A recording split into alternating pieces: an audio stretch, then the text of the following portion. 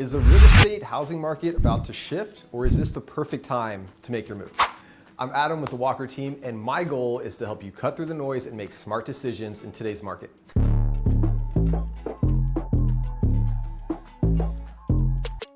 Whether you're thinking of buying, selling, or just keeping an eye on the market, here's what matters for you right now in Silicon Valley.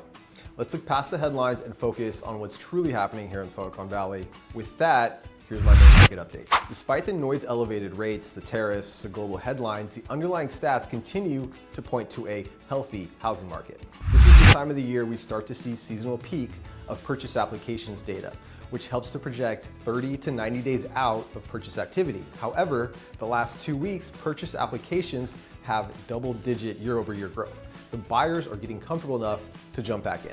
Stock market rallied back as tensions eased, which not only helps consumer confidence, but is also a major factor in local buyers' down payment. New construction and housing starts permits are slowing. That leads to less competition for existing single-family homes, which is good for current homeowners. Active inventory is growing, giving buyers more choice, but there's no flood of panicked sellers. Price growth is slowing, which is a positive. When prices rise too quickly, we risk corrections. This moderation is healthy and sustainable. As far as statistics, we continue to see good news across the Bay Area real estate market this week. Housing inventory increased 2.1%, with the majority being in the townhome and condo category. Pending sales increased 3.7% overall. There was a large discrepancy in the two categories of townhomes and condos, saw pendings decrease by 1.3% week over week, while single-family homes surged with a 6% increase. The average days on market has stayed rather consistent and even decreased a bit over the last couple of weeks to 14 days. Single-family home prices continue to appreciate month over month and year over year. The current average is just over $2.45 million. The average townhome and condo price slipped for the second consecutive month, but they are still up since January. Once again, no doom and gloom data trends in the local real estate market. So what's different this year? In the last 2 years, we've already seen the seasonal peak in home sales by now, with activity dropping off. This year, don't be surprised if the market stays active longer. Consumers are waiting for rates or headlines to change, but so far, things remain calm and steady at the local level. No sign of a wave of new inventory. Most homeowners are locked into historically low rates and historically high equity. So there's little incentive to sell unless it's the right move for their household. Right now, rates are stable. The Fed has held rates steady for 3 meetings in a row with no projections for cuts until at least June. That's a sign of stabilization, not uncertainty.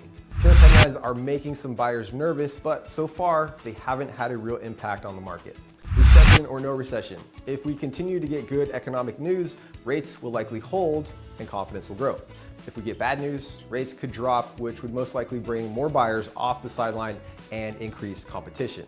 Theoretically, both avenues are wins for housing prices. So what does this mean for you? For buyers, this is a great window you've been waiting for. Seriously, it's time to act, and it may not last long. Less competition, more inventory, steady prices, and stable rates.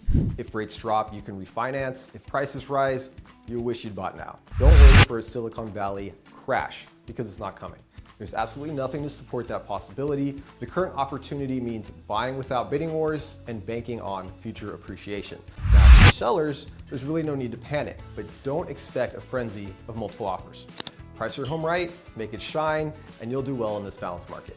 If you're not getting the offers you want, it's likely a pricing or presentation issue, not a market collapse.